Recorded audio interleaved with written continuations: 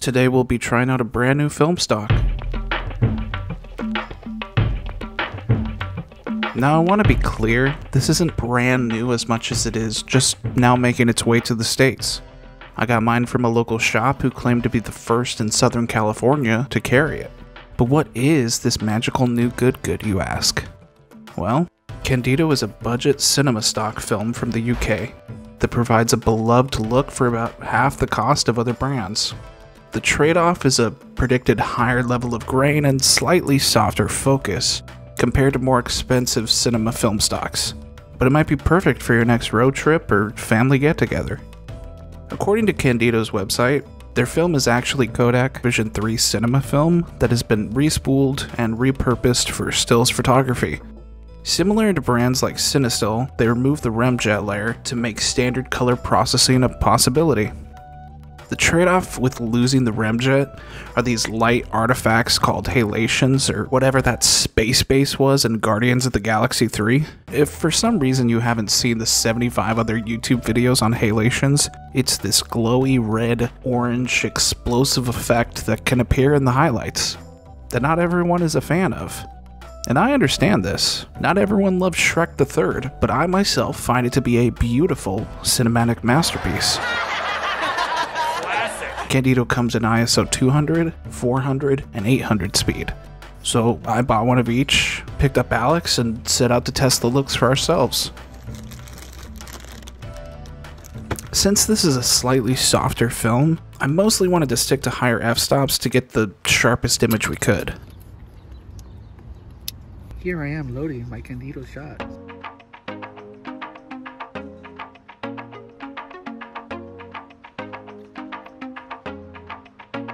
The first thing I noticed with this film stock is it liked to lean a little heavy on the green side, but maybe that was just an overcast lighting thing more than anything else.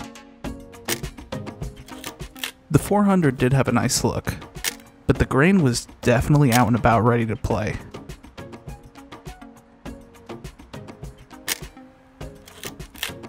In comparison to a cheaper film stock, Ilford's Pan 100 that I'm going to be using in an upcoming video, this film was just really covered with this texture.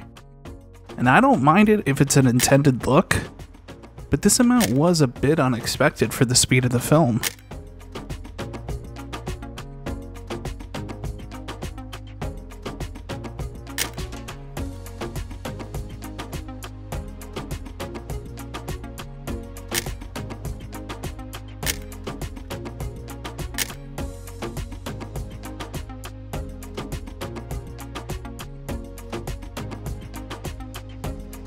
And exposed. We found out about halfway through the day that these rolls are actually only 24 exposures. We were shooting in downtown and we found out that it's only 24 exposures. So like time, when you're having fun, this first roll was over faster than expected. Something to think about. 800 is a vibe. Coated in a blizzard of grain, but I think for the locations, it really added some nice texture to the atmosphere. I will say, and I'll say this after you're done.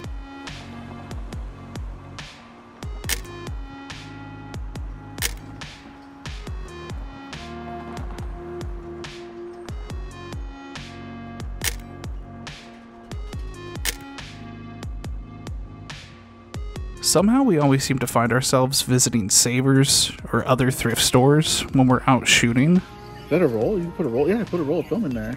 I mean, I snagged a Rebel 2000 for like $13 just the other day here.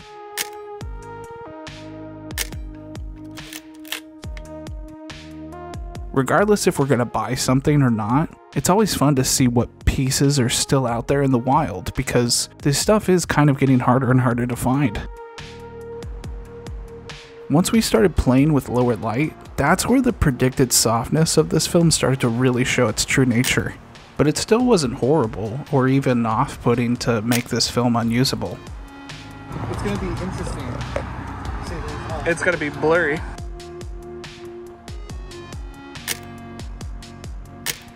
Also, my framing could have been much better.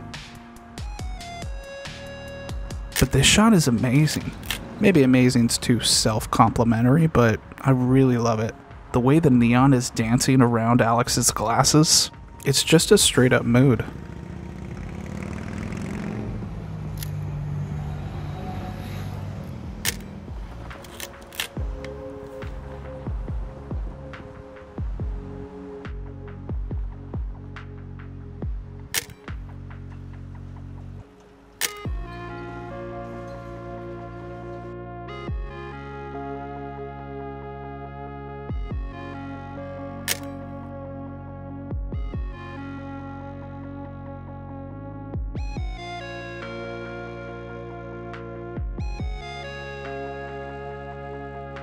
I learned to change the dial when you're changing the ISO.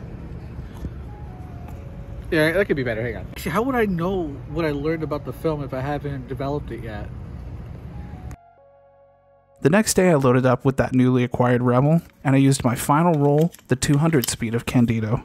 And I fitted the camera with my 16-35 for a slightly different look than I've been shooting the rest of the rolls, because I was curious the difference it made to shoot with more modern glass and how that might affect the outcome of the film's natural softness. To no surprise, I don't know what's going on in California, but it was another overcast day in the morning, which was disappointing. But considering this film was from the UK, I was basically using it in its natural habitat, right?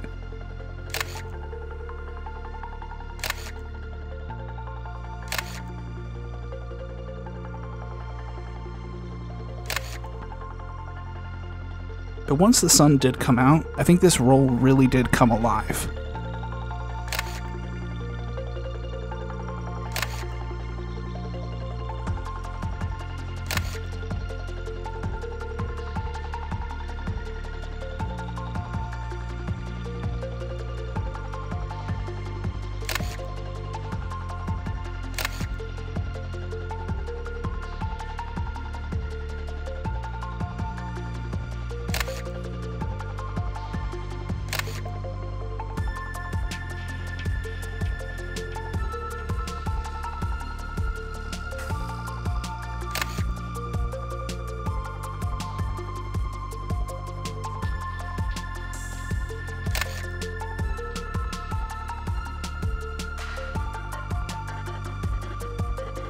At the end of the day, the only thing you're really saving is a few bucks for the trade-off of only 24 exposures compared to a normal roll of 36.